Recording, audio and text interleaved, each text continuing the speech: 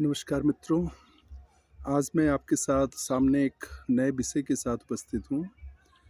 कल हमारे पड़ोस में इस समय हमारे जाड़े की छुट्टियाँ चल रही हैं सैनिक स्कूल बड़ाखाल में, तो मैं अपने गाँव आया हुआ हूँ, पूरे रानी मुस्तफ़ाबाद प्रतापगढ़। हमारे गाँव के पास में ही गाज़ीपुर की बाज़ार लगती है, हमारे गाँव से बिल्कुल दिखाई पड़ती है, यहाँ से 400-500 मीटर दूर है। और उस बाज़ार में वो संडे और थर्सडे को लगती है। कल मैं बाज़ार गया था और बाज़ार से ढेर सारी सब्जियां खरीद के लाया। कल मैं बाज़ार से टमाटर, मैं आपको दिखाता हूँ कि इतने अच्छे टमाटर, लाल लाल रंग के टमाटर आप देखिए, ये सिर्फ 10 रुपए किलो हमें मिले बाज़ार में, सिर्फ 10 रुपए किलो। आप सोचिए कि किसान को इस टमाटर को उपजाने में कितनी लागत आती है और दिन रात मेहनत करता है वो अपने खेतों में। और सिर्फ टमाटर ही नहीं, अगर आप देखिएगा तो ये सेब, इतने अच्छे सेब हैं, ये सेब भी हमें जो है सिर्फ 40 रुपए किलो मिले। हमें नहीं लगता कि शिमला और अ, हिमाचल प्रदेश और जम्मू एंड कश्मीर और उत्तराखंड के किसान जो कि सेब की पैदावार करते हैं, उनको अगर 40 रुपए में हमें गांव की बाज़ार में मिल रहा है तो उनको मुश्किल से 10-15 रुपए किलो के हिसाब से मिला होगा। और जो टमाटर हमने आपको दिखाए, अगर हमें 10 रुपए किलो बाज़ार में मिल रहा है तो किसान मुश्किल से, जो किसान से खरीद के लोग यहाँ बेच रहे हैं, वो किसान को मुश्किल से 7-8 रुपए ही उनको दिया होगा, किसान को मिला होगा, उससे ज़्यादा नहीं। इसी तरीके से आप देखिए, ये गोभी के फूल, इतना बड़ा सा फूल है, 1 किलो से शायद थोड़ा ही कम होगा। ये हमें जो है सिर्फ 10 रुपए का मिला है। ढेर सारी धनिया की पत्ती, खूब सारी है ये सिर्फ 5 रुपए में, इतनी सारी। इतनी बड़ी-बड़ी आलू है, आप देखिए। और जबकि आलू का भी सीज़न खुदाई का शुरू हुआ है, ये हमें सिर्फ 15 रुपए किलो मिली बाज़ार में। मेरे कहने का मतलब सिर्फ ये है कि इतनी सस्ती सब्जियां, इसका मतलब किसान को क्या मिला? किसान जो दिन रात मेहनत करता है अपने खेतों में, अपने खेतों की रखवाली करता है। यहाँ पर हम देखते हैं कि नील गाय का प्रकोप है, जंगली सुअर आती हैं, गाय बछड़े हैं। रात रात वो जग के अपने खेतों की रखवाली करता है, मेहनत करता है। लास्ट में आखिर उसको मिलता क्या है, ये सोचने की बात है। इतनी मेहनत, इतनी कड़ी मेहनत, उसका कोई रूटीन नहीं है। अर्ली मॉर्निंग से लेके लेट इवनिंग तक, मैं चूँकि खुद एक फार्मर्स फैमिली से हूँ, तो मैंने इन चीज़ों को अच्छे से मैं एहसास कर सकता हूँ। मैंने इन चीज़ों को बहुत नज़दीक से देखा है, अपने आस-पास देखा है। मैं इन चीज़ों को बहुत अच्छी तरीके से समझता हूँ। तो हमारे देश में ज़्यादातर जो किसान हैं वो छोटे हैं और मध्यम हैं। हमारे यहाँ जो एवरेज लोगों का एग्रीकल्चरल लैंड है, वो मुश्किल से जो है 1 से डेढ़ एकड़ का एवरेज जो है लैंड होल्डिंग साइज़ हमारे देश में। और जनरेशन टू जनरेशन वो जो है और छोटी होती जा रही है, क्योंकि जो हमारे यहाँ हेरिडिटरी लाज़ हैं, आपके अगर फ़ादर के पास जो है 3 एकड़ है और आप 3 भाई हैं तो आपके पास 1 एकड़ होगी। आपके अगर 3 बच्चे हैं तो उनको फिर 1/3 एकड़ जो है मिलेगा। इस तरीके से land holding size generation to generation छोटी हो जा रही है और उसके लिए उसको ट्यूबवेल की व्यवस्था करनी है, उसके लिए उसको हार्वेस्टर चाहिए, ट्रैक्टर चाहिए, सीड ड्रिलर चाहिए, उसके लिए बहुत सारे और इक्विपमेंट्स और टूल्स की एग्रीकल्चर लैंड में ज़रूरत होती है। कैसे एक किसान उन चीज़ों को मैनेज करे, और उसके ऊपर भी जब फसलों की पैदावार होती है इतना सस्ता उसको बेचना पड़ता है, जिसमें उसको प्रॉफिट, मुझे नहीं समझता कि कोई खास क्या, लगभग नेग्लिजिबल या कुछ भी प्रॉफिट हो सकता है और लॉस में उसने काम किया हो। तो इस स्थिति में मैं सोचता हूँ कि कैसे हमारे देश के किसानों की स्थिति को बेहतर बनाया जा सके। अभी पिछले साल की ही बात है, चारों ओर मीडिया में बहुत हो हल्ला था कि सेंट्रल गवर्नमेंट एक जो है कृषि बिल लेकर आई थी किसानों के लिए। उसमें एक कॉन्ट्रैक्ट फार्मिंग का सिस्टम था, जिसके तहत ये था कि किसान जो है एडवांस में कॉन्ट्रैक्ट के तहत जो भी व्यापारी या जो भी बिजनेसमैन उसके संपर्क में आएगा, उससे जो है वो एडवांस में वो उसके पास आएगा और दोनों में तय होगा कि कौन सी फसल उगानी है किसान को, और उसका रेट भी तय हो जाएगा। सपोज़ कि उसको जो कॉन्ट्रैक्टर है वो आता है और कहता है कि ठीक है, हमें टमाटर जो है चाहिए, और टमाटर जो है हमें अपने 2 एकड़ के खेत में उगा कर हमें दो, और उसमें फिर रेट का बार्गेन होगा। और दोनों जो है, मान लो कि वो कॉन्ट्रैक्टर कहता है, वो व्यापारी कहता है कि हम आपको 15 रुपए किलो के हिसाब से खरीदेंगे, किसान कहता है नहीं 25 रुपए में। दोनों बार्गेन की सिचुएशन में हो सकता है कि 20 रुपए किलो में उसका रेट फिक्स हो जाए। तो इस सिचुएशन में क्या होगा कि आप ज़रा याद करिए कि अभी जैसे हमने दिखाया आपको 10 रुपए किलो इस समय टमाटर बाज़ार में बिक रहा है। कभी हम लोग जो है ये 80 रुपए किलो भी साल के किसी हिस्से में मिलता है, कभी 60 रुपए 70 रुपए मिलता है। यही सेब कभी 100 रुपए और 150 होती है, और कभी जो है आज देखिए 40 रुपए में। किसान को इसमें क्या मिला होगा, 15-20 रुपए मुश्किल से। तो जो कॉन्ट्रैक्ट का मेथड था, जो कॉन्ट्रैक्ट फार्मिंग की बात थी, उसमें ये था कि किसान के पास ये राइट था कि रेट वो पहले से ही फिक्स कर पाता और उसका वो नेगोशिएट कर पाता और उसके तहत जो है उसको एक फिक्स रेट पे, मान लो जो आज 10 रुपए में या किसान को जो 7-8 रुपए में टमाटर बेचना पड़ रहा होगा अपने खेत से व्यापारी के लिए, वो शायद उसको 15-20 रुपए इसके लिए पैदा इसका जो है रेट मिल जाता। या आलू जो मैं 15 रुपए किलो, अभी जबकि आलू का प्रोडक्शन शुरू हुआ है, आने वाले टाइम हमें लगता है ये शायद 5, 6 या 7 रुपए किलो भी गाँव की बाज़ारों में आ जाएगा, जिस हिसाब से रेट जो है इसका गिर रहा है, इससे अंदाज़ा। मटर, हरी मटर जो है इस समय 25 और 28 रुपए में बढ़िया क्वालिटी की मटर जो है गाँव के बाज़ार में अवेलेबल है। आप सोचिए कि इसके प्रोडक्शन में कितना खर्च आता है, कितना खर्च आता है और कितना लुक आफ्टर और कितनी मेहनत होती है किसान की। लेकिन उस रेशियो में सच में उसको कुछ नहीं मिलता है। ख़ैर, हम जिस पॉइंट पे बात कर रहे थे कॉन्ट्रैक्ट फार्मिंग की, अगर कॉन्ट्रैक्ट फार्मिंग आ जाती, जो एग्रीकल्चर बिल था जिसको गवर्नमेंट को पॉलिटिकल प्रेशर में और सोशल प्रेशर में, कुछ किसानों के दबाव में, ख़ास करके पंजाब, हरियाणा और वेस्टर्न उत्तर प्रदेश के किसानों के दबाव में या उनके संगठनों के दबाव में जो वापस लेना पड़ा, वो हमें तो ऐसा लगता है कि जो छोटे किसान हैं, मध्यम किसान हैं, गरीब वर्ग है गाँव में, उनके लिए बहुत ही फ़ायदे का सौदा होने वाला था। क्योंकि उसके थ्रू कॉन्ट्रैक्ट फार्मिंग आती है और कॉन्ट्रैक्ट फार्मिंग के थ्रू किसान को जो है पहले से उसको अपना बार्गेन करके, नेगोशिएट करके रेट वो फिक्स कर सकता था अपनी फसलों का, और उन फसलों को उगाने के लिए जो लागत की ज़रूरत थी, जो पैसे की उसको एडवांस में ज़रूरत थी, वो भी जो व्यापारी या बिजनेसमैन था उससे एडवांस में उसको खाद के लिए, बीज के लिए, पानी के लिए वो पैसे मिल जाते। और प्रोडक्शन के बाद उसको ये एश्योरेंस रहता कि हमारा प्रोडक्शन इस रेट पे जो है मार्केट में बिक जाएगा और वो उस रेट पे मतलब एक पर्टिकुलर बंदा जो है या व्यापारी जो उससे प्रोडक्ट्स सारे एग्रीकल्चर प्रोड्यूस को ले जाएगा उस फिक्स एक रेट पे। तो इससे उसके जीवन में एक स्थिरता आती है, एक गारंटी आती है। ये ना होता कि मार्केट के हिसाब से कभी 10 रुपए किलो टमाटर है और कभी जो है 70 रुपए और कभी 50 रुपए।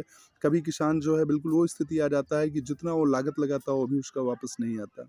ये सिचुएशन निश्चित रूप से हमारे देश में, जहाँ पर अभी भी लगभग 2/3 लोग, 64-65% एटलीस्ट जो है लोग एग्रीकल्चर में लगे हुए हैं और उनकी सोशियो इकोनॉमिक कंडीशन वाक़ई बहुत ही पैथेटिक है। मैं गाँव में देखता हूँ कि अभी भी जो उनके यहाँ से कुछ लोग, कुछ यंग लोग गाँव गाँव से शहरों में informal, informal means informal sector में जाके कोई रिक्शा चलाता है, कोई डेली वेज मज़दूरी करता है, कोई दुकानों पे काम करता है, जो 10,000, 15,000, 18,000, 20,000 जो भी उनको मिलता है, वो जब कुछ पैसे भेजते हैं तभी किसान अपनी ज़रूरत यहाँ गाँव में पूरी कर पाता है। स्थिति बहुत ही पैथेटिक है, बहुत ही दयनीय है, बहुत ही सोचनीय और विचारणीय है। वो कॉन्ट्रैक्ट फार्मिंग मेरे को समझ में आता है। आपको एक चीज़ मैं और एक फैक्ट बताऊँ कि जो एमएसपी जिसकी बात होती है उस एग्रीकल्चर बिल में कहीं ये प्रोविज़न नहीं था कि एमएसपी जो है वापस होगी, मिनिमम सपोर्ट प्राइस जिसको हम कहते हैं। और उसमें ये था कि वो चलती रहेगी, उसके साथ में जो है किसानों को कॉन्ट्रैक्ट फार्मिंग के तहत राइट ज़्यादा मिल जाएँगे, छोटे किसान ख़ास करके। आपको पता है कि सिर्फ़ हिंदुस्तान के 6% किसानों को ही एमएसपी के तहत फ़ायदा मिलता है, जो सरकारी रेट पे अपने एग्रीकल्चर प्रोड्यूस को बेच पाते हैं, सिर्फ़ 6%। और गवर्नमेंट लगभग 2,36,000, 37,000, 2,37,000 करोड़ रुपए हर साल इस पे खर्च करती है एमएसपी पे प्रोक्योरमेंट के लिए, ख़ास करके व्हीट और राइस पे। और वो पैसा सिर्फ हमारे देश के 6% किसानों के हाथ में जाता है और वो किसान भी सिर्फ पंजाब, हरियाणा और वेस्टर्न यूपी से हैं।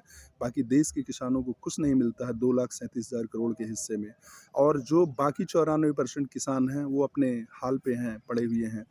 आखिर और किसानों को क्यों ऐसा हो कि जो गवर्नमेंट की सब्सिडी, जो टैक्स पेयर्स का पैसा है, जो जीएसटी के तहत कलेक्टेड पैसा है, जो गवर्नमेंट को अलग-अलग रेवेन्यू से पैसा आता है, वो उसका जो पैसा 2,37,000 करोड़ इतना बड़ा हिस्सा, वो क्यों सिर्फ 6% किसानों के हिस्से में जाए? क्यों उसका हिस्सा सारे किसानों को उसका शेयर ना मिले और सबको उसका फ़ायदा ना मिले? ये सोचने की बात है। और उन्हीं किसानों, बड़े किसानों ने और उनके समूहों ने जो है प्रेशर बनाया और खास करके वेस्टर्न यूपी, पंजाब और हरियाणा में जिस तरीके से रेल की गाड़ियाँ रोकी गई, जिस तरीके से बहुत तमाम तरह की चीज़ें हुई, उसके प्रेशर में आके गवर्नमेंट ने जो उस फैसले को वापस लिया। लेकिन मेरे को लगता है अगर वो कॉन्ट्रैक्ट फार्मिंग ज़िंदा होती तो आज किसानों की स्थिति कहीं बेहतर होती और जो इतने सस्ते में उसको औने-पौने दाम पे बेचना पड़ रहा है, वो स्थिति ना आती। और दूसरी चीज़ है, रही बात एमएसपी की, तो एमएसपी भी कोई शुरू-शुरू में ऐसा नहीं कोई पार्लियामेंट के कानून से वो बनाया गया प्रावधान नहीं है। वो एक जो है जनरल एक गवर्नमेंट ऑर्डर रहा है। वो 1966-67 में गवर्नमेंट ने बिहार में बहुत बड़ी आपदा आई थी, फ़ैमिन आया था, सूखा था, कहीं बाढ़ था, कहीं बीमारियाँ थी। उसमें हज़ारों लोग मर गए थे बिहार में और यूपी में। तो उस बैकग्राउंड में गवर्नमेंट ने एमएसपी का प्रोविज़न लाया कि गवर्नमेंट के पास एक अपना जो स्टॉक होना चाहिए और एक गवर्नमेंट के पास एक जो बफर स्टॉक होना चाहिए, और उसको ताकि जो इमरजेंसी की सिचुएशन में गरीब लोगों की और जो लोग भूखे मर रहे हैं, जो लोग को फूड की ज़रूरत है, उसकी वजह से मौत के शिकार हो रहे हैं, उनको कुछ सहायता मुहैया कराई जाए। उस अ, उस चीज़ को के परिप्रेक्ष्य में फूड सिक्योरिटी के उसमें जो है लाया गया था। लेकिन आज एमएसपी ऐसा हो गया है कि गवर्नमेंट के एफसीआई के गोडाउन्स भरे हैं, उसके पास जगह नहीं है रखने के लिए, बहुत ही ज़्यादा है। उसके बावजूद प्रेशर में आकर उन वेस्टर्न यूपी, पंजाब और हरियाणा के किसानों के जो बड़े फार्मर्स, उनके प्रेशर में आकर गवर्नमेंट को जो है प्रोक्योर करना पड़ता है, और कई बार उसको औने-पौने दाम पे उसमें हम देखते हैं कि नमी से वो ख़राब हो जाता है गेहूँ और चावल। कई बार उसमें दीमक लग जाते हैं, कई बार चूहे लगते हैं, कई बार और तरह के इंसेक्ट्स और पेस्ट जो है उसको नुकसान करते हैं, लेकिन फिर भी गवर्नमेंट अंडर प्रेशर। और दूसरी चीज़, पंजाब, हरियाणा और वेस्टर्न यूपी में एक और प्रॉब्लम है कि वहाँ किसान ज़्यादातर फार्मर जो व्हीट और राइस का ही प्रोडक्शन करते हैं, ताकि वो जो गवर्नमेंट का एमएसपी का प्रोविज़न है उसका मैक्सिमम वो बेनिफिट ले सकें। मतलब वो पहले से ही वही फसल उगाते हैं जिस जो कि वहाँ उगाया, दूसरी तरफ जाके गवर्नमेंट को एमएसपी बेचा और गवर्नमेंट का सारा सब्सिडी का पैसा जो है अपनी जेब में रखा। ये तो कहीं का साइंटिफिक या कहीं का जो है एक ओपन कंपटीशन नहीं हुआ, या ओपन एक बैलेंस्ड या ओपन एक democratic way of agriculture production नहीं हुआ। और बाकी जो है देश के किसानों का हक इसमें उनको नहीं मिल पाता है, और कुछ ही हिस्से के लोगों को मिल पाता है, वो ठीक नहीं रहा हमारे हिसाब से। तो कुल मिला के खैर मैं तो यही सजेस्ट करूँगा कि आने वाले टाइम में फिर से गवर्नमेंट को कुछ ऐसा रास्ता निकालना चाहिए, चाहे वो कोऑपरेटिव फार्मिंग हो गाँव में, चाहे वो फिर ये कॉन्ट्रैक्ट फार्मिंग हो, या फिर जैसे भी हो, लेकिन किसानों की स्थिति वाक़ई बहुत ही दयनीय है, बहुत ही शोचनीय है। और मैं यहाँ देखता हूँ कि गाँव में लोग टार्च जला के अपने खेतों में रात-रात चक्कर लगाते हैं। उसमें लाइट भी अगर दिन में नहीं उनको बराबर मिलती, तो रात में वो सिंचाई करते हैं। रात में वो गाय-बछड़ों से अपने खेतों की फसल को बचाने की कोशिश करते हैं। रात में वो नीलगाय है, कहीं-कहीं जंगली सूअर हैं। मतलब कितनी स्थिति खराब है, और ऊपर से इतने सस्ते में उनको अपनी फसलें बेचनी पड़ती हैं। आप सोचिए कि अगर कॉन्ट्रैक्ट फार्मिंग होती और बड़े-बड़े जो कॉर्पोरेट हाउसेज़ हैं या प्राइवेट सेक्टर है, वो लोग अपने गोडाउन्स बनाते, वो लोग जो है कोल्ड चेन बनाते जहाँ पर सब्जियाँ और फल को प्रिज़र्व कर पाते। हमारे यहाँ कितनी सब्जियाँ और फल, ये क्यों इतना सस्ता सेब है, क्यों इतना सस्ता जो है ये मूली है। ये देखो, मुझे ₹10 किलो ये मूली मिली है, इतनी अच्छी सी मूली है, सिर्फ़ ₹10 किलो। ये इतना सस्ता अगर किसान बेचेगा, और कभी हमें यही मूलियाँ जो है ₹40 किलो मिलती हैं। हम कहते हैं ना, वो 10 में हमें मिले ना 40 मिले, अगर वो 20 में मिले तो साल भर मिले, तो किसान को भी फ़ायदा होगा, हमें भी फ़ायदा होगा। ये धनिया जो हमने इतनी सारी पत्ती दिखाई आपको, ग्रीन लीव्स जो दिखाई कार्डमम्स की, वो ₹5 की इतनी सारी है। अगर मैं तो कहता हूँ कि ये ₹10 की हमें मिले, लेकिन साल भर उतने के ही मिले। मार्केट में एक स्थिरता हो और साल भर रेट जो है रेगुलेट हो, ये तभी संभव है जब कॉर्पोरेट का इंटरफेयर होगा और इन्वेस्टमेंट होगा। प्राइवेट सेक्टर ने हर जगह इन्वेस्ट किया। आप कपड़े लेने जाते हैं, वो तो कॉर्पोरेट घरानों के बनाए हुए होते हैं। हम प्राइवेट गाड़ियों में चलते हैं, हम गाड़ियाँ जो खरीदते हैं वो भी कॉर्पोरेट वर्ल्ड ही बनाता है। हम मार्केट में क्यों एग्रीकल्चर सेक्टर में कॉर्पोरेट इन्वेस्टमेंट नहीं आया है, बहुत ही चिंतनीय विषय है, बहुत ही सोचनीय विषय है। वो इसलिए नहीं आया कि गवर्नमेंट ने उसको प्रिजर्व कर रखा है, और प्रिजर्व इसलिए किया है कि अंडर प्रेशर, अभी जैसे कॉन्ट्रैक्ट फार्मिंग के तहत कॉर्पोरेट के लिए मार्केट खुलती, जब वो खरीदते किसानों से एक्स्ट्रा, जो उनके पास बहुत सारा टमाटर होता, गोभी होती, मूली होती, फल होते तमाम तरह के, तो उसके लिए वो कोल्ड चेन बनाते, उसको प्रिजर्व करते और साल भर धीरे-धीरे मार्केट में वो रिलीज़ करते, और उससे नेशनल और इंटरनेशनल मार्केट में, और उससे प्राइसेस भी फार्मर्स को भी एक रेगुलेटेड एक बीच की मीडियम जो है उसको ठीक-ठाक प्राइस भी मिल जाती, और मार्केट में प्राइसेस जो है, रेट जो रेगुलेट रहता है, ये ना होता कभी बहुत ज़्यादा कभी बहुत कम। और इससे जो हर साल हज़ारों करोड़ का फल और सब्जियां ये नष्ट हो जाती हैं, क्योंकि पेरिशेबल चीज़ें हैं, इनको आप जब ज़्यादा लंबे समय तक हम नहीं रख सकते हैं, अगर जब तक कि हमारे पास जो है उसके लिए कोल्ड चेन ना हो, कोल्ड स्टोरेज वगैरह की व्यवस्था ना हो। ये कॉर्पोरेट वर्ल्ड करता है, बड़े-बड़े हाउसेस जो कॉर्पोरेट घराने वो करते, अगर उनको रहता कि 2 पैसे वो भी कमा पाएँगे, और जो इन्वेस्ट करेंगे उससे उनको जो आने वाले टाइम में थोड़ा प्रॉफ़िट होने वाला है। देखिए, सीधी-सी बात है, इस दुनिया में कहीं भी जो है फ्री में कोई चीज़ नहीं होती। अगर कोई आपको फ्री में कुछ देता है, तो इसका मतलब बदले में वो कुछ आपसे एक्सपेक्ट कर रहा है।